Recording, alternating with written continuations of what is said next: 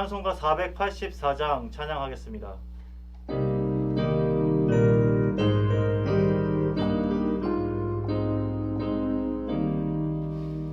내 맘에 주여 소망 내소서. 주 없이 모든 일 헛되어라.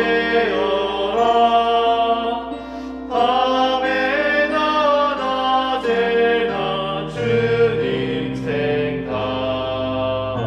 잘 때나 깰 때 함께 하소서.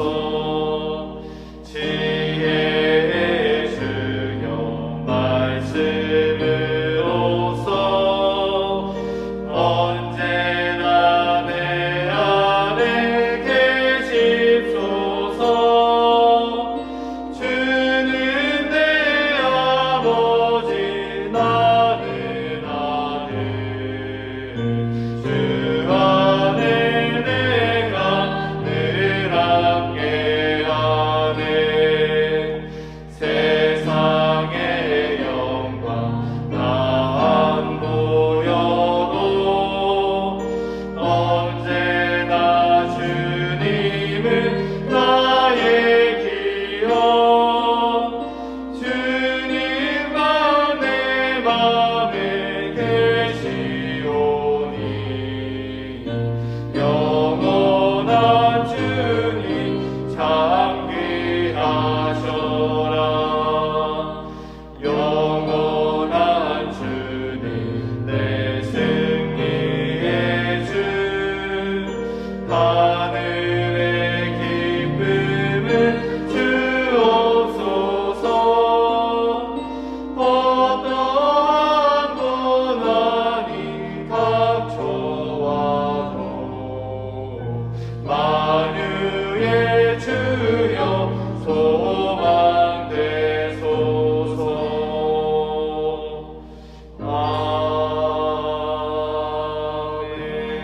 아멘.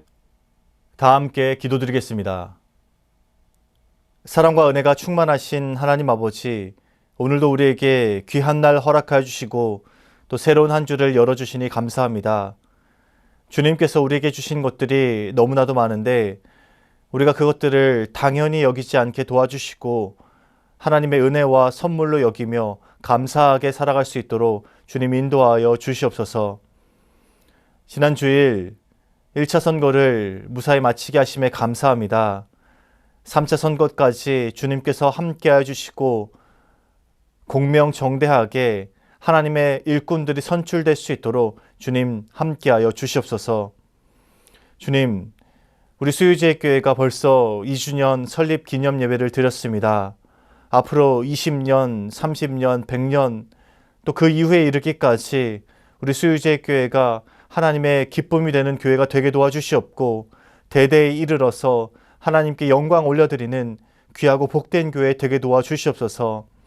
수유제일교회는 내 교회라는 사명의식을 갖고 우리 시대에서만 이 신앙을 유지하는 것이 아니라 대대에 이르러서 신앙을 전수하고 대를 이어갈 수 있도록 주님 함께하여 주시옵소서. 이제 주님께서 허락하신 말씀의 자리로 나아갑니다. 오늘 하루도 이 말씀 붙들고 주님과 함께 든든하게 동행할 수 있도록 인도하여 주시옵소서. 감사드리며 예수 그리스도의 이름으로 기도드립니다. 아멘. 오늘 하나님께서 우리에게 주신 말씀은 고린도전서 9장 22절 말씀입니다. 약한 자들에게 내가 약한 자와 같이 된 것은 약한 자들을 얻고자 함이요 내가 여러 사람에게 여러 모습이 된 것은 아무쪼록 몇 사람이라도 구원하고자 함이니. 아멘. 오늘의 근본세 한 문장. 당신이 하나님을 택한 것이 아니라 하나님께서 당신을 택하셨습니다. 하나님께서 택하셨기에 그분이 원하시는 대로 우리를 굽히시고 깨뜨리시고 빚으십니다. 주어진 자리에서 라는 제목으로 말씀 전하겠습니다. 10월 25일 주님은 나의 최고봉은 하나님의 목적과 소명대로 라는 제목입니다. 하나님께서 우리에게 주신 소명들이 있는데 그 소명들을 우리가 어떻게 대하고 또 어떻게 이뤄갈 것인지에 관한 내용을 담고 있습니다. 특별히 이 소명에 관한 이야기를 하려면 우리가 먼저 바울을 떠올려 볼 필요가 있습니다.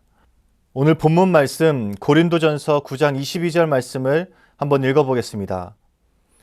약한 자들에게 내가 약한 자와 같이 된 것은 약한 자들을 얻고자 함이요 내가 여러 사람에게 여러 모습이 된 것은 아무쪼록 몇 사람이라도 구원하고자 함이니. 바울의 온 마음과 생각과 영혼은 예수 그리스도께서 이 땅에 오신 그 위대한 사명에 사로잡혀 있었습니다. 한순간도 그 초점을 잃지 않았습니다. 예수와 십자가라는 분명한 그 소명의식이 있었던 것이죠. 오직 예수를 위해 살고 복음 전하는 일이 바울의 유일한 소명이었습니다.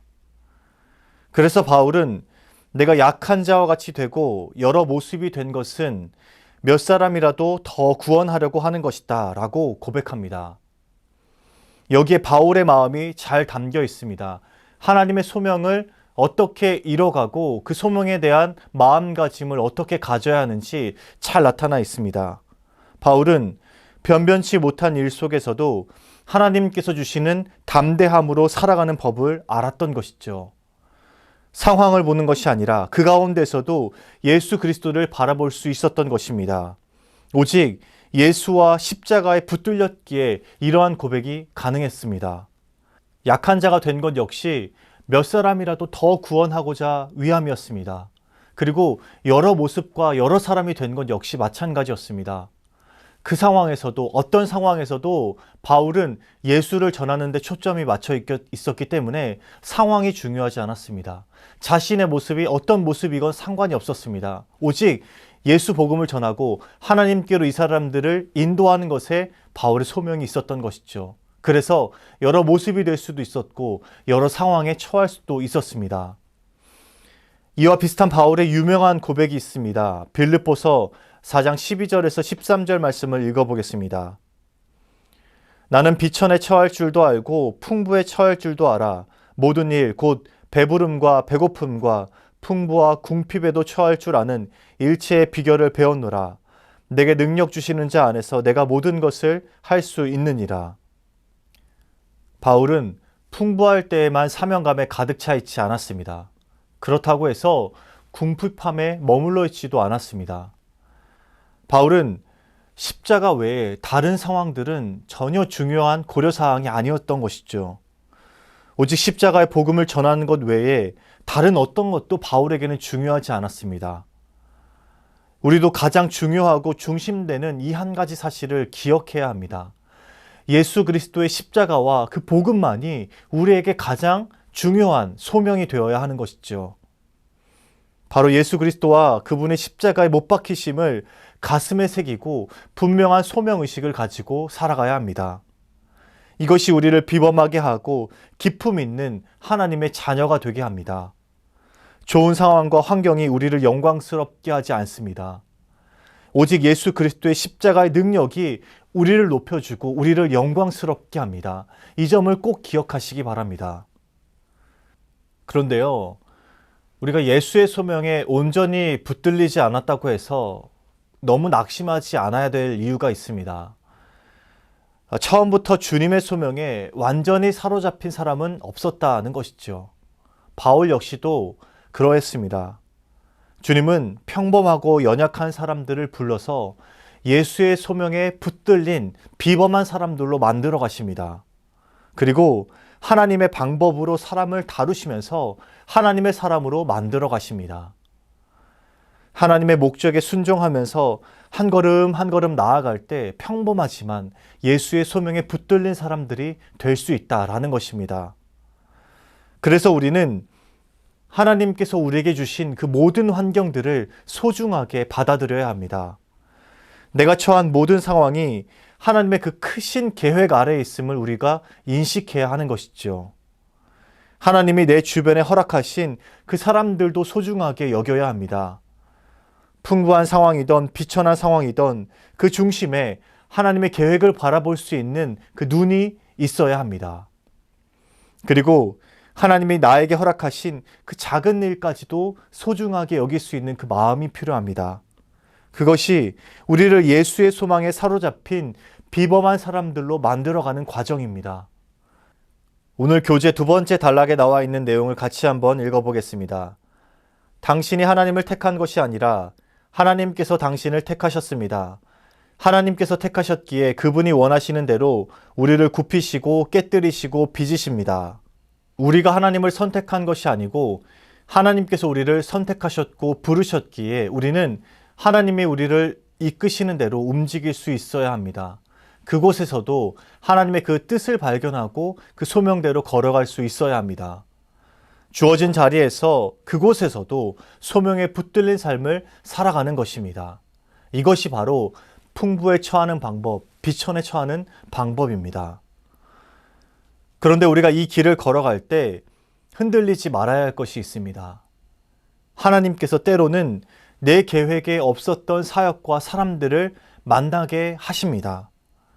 피하고 싶은 경험과 사람들을 맞닥뜨리게 할 때가 있다라는 것입니다. 그러나 이 순간들을 겸허히 받아들이면서 걸어가다 보면요, 이 모든 것들이 나에게 꼭 필요한 것들이었음을 깨닫게 되는 그때가 찾아옵니다. 하나님께서 하나님의 사람으로 만들어 가시기 위해 우리에게 허락하신 과정이었구나라는 그 깨달음을 얻게 되는 순간이 찾아옵니다. 누구나 예외 없이 하나님께서 허락하신 그 상황들을 거쳐야 합니다. 그래야만 우리에게 예수의 소명만이, 예수의 십자가만이 남을 수 있게 됩니다.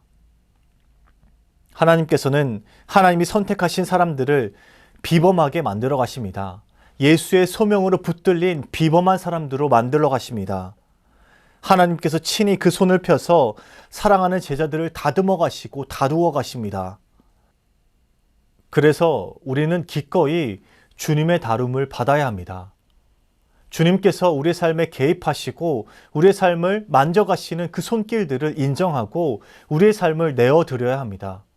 그래야만 우리의 삶에 예수의 소명만이 남게 되고 어떠한 상황에서든지 그 소명만을 붙들고 나아갈 수 있습니다.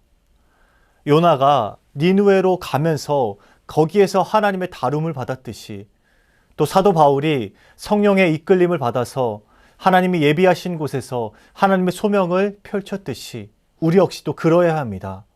그래야만 우리 삶에 예수의 소명만이 남게 되고 십자가만 바라보고 걸어갈 수 있습니다. 오스왈드 챔버스는 그리스도인이 얼마든지 하나님의 비전과 소명 없이 살아갈 수 있다고 말합니다. 오히려 하나님의 뜻을 따르지 않고 살아가는 것이 더 여유롭고 풍족하게 살아갈 수 있다고 말합니다. 그러나 하나님의 소명을 따르고자 하면 내 마음대로 행할 수 없게 됩니다. 그때부터는 하나님의 뜻을 따라 걸어가야 합니다. 그리고 하나님께서 하나님의 방법으로 우리의 삶을 다뤄가시는 그 손길들도 우리가 받아들여야 합니다. 그런데 여기에 주님의 뜻이 있습니다. 이곳에 주님의 기쁨이 있습니다.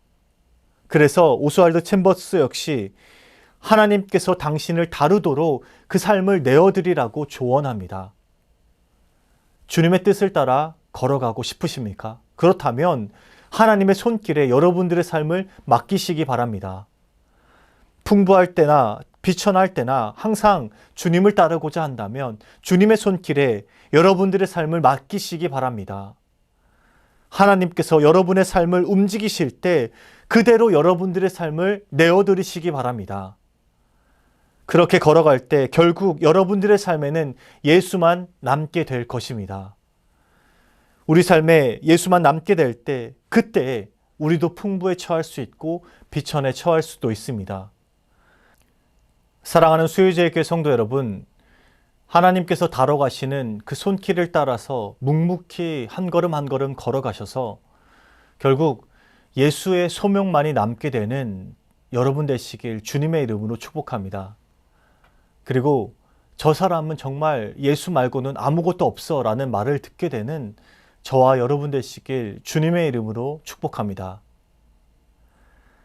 사랑의 하나님, 우리가 우리 삶에 예수 외에 너무나도 많은 것들이 있습니다. 그러나 주님께서 우리의 삶을 다루어 주시고 우리의 삶을 만져주시고 우리가 그 길을 묵묵히 걸어가며 결국에는 예수와 십자가 외에 다른 어떤 것도 남지 않게 되는 우리 모두에게 도와 주시옵소서.